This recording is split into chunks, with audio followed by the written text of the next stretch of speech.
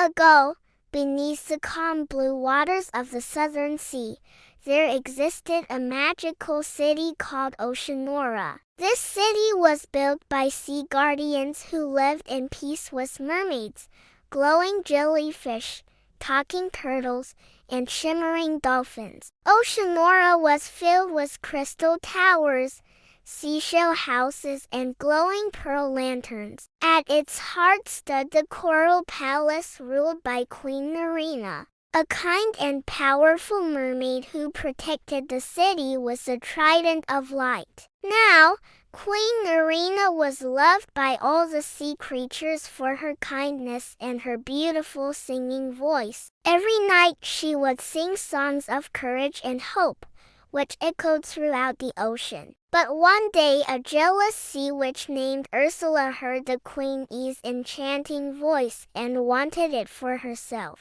So she created a giant sea storm, whirlpools and crashing waves, determined to destroy Oceanora and take the queen's voice. When the sea creatures saw the storm approaching, they were terrified. They had never seen anything like it before. The strong currents threatened to pull them away from their homes, and the huge waves looked like they could swallow them whole. All of the sea creatures began to panic, but not the mermaids. Even though they were scared, they knew they had to stay calm if they were going to escape the storm. So the mermaids huddled together in the Coral Palace while the storm raged outside. Queen Narina took the trident of light and focused all of her magic into it. With a flick of her wrist, she created a protective bubble around the palace. Then, with one last surge of magic,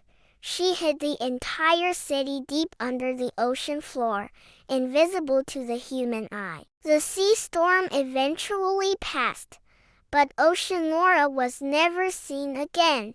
Or was it? Legend has it that on a full moon, if you dive deep with a pure heart, you might still catch a glimpse of Oceanora's glowing towers and hear the soft song of the mermaids echo through the water. Some say the only way to find the hidden city is to follow the song. So on the night of the full moon, when the ocean is at its calmest and the watery surface is like a sheet of polished silver, a group of divers set out to find Oceanora. They dove deep into the inky black water, following the sound of singing. And as the moonlight hid the surface of the water, they saw the faint outline of a city shimmering beneath them. As they swam closer, the outline became clearer and they could make out the shapes of coral castles and gardens filled with glowing pearls. Suddenly,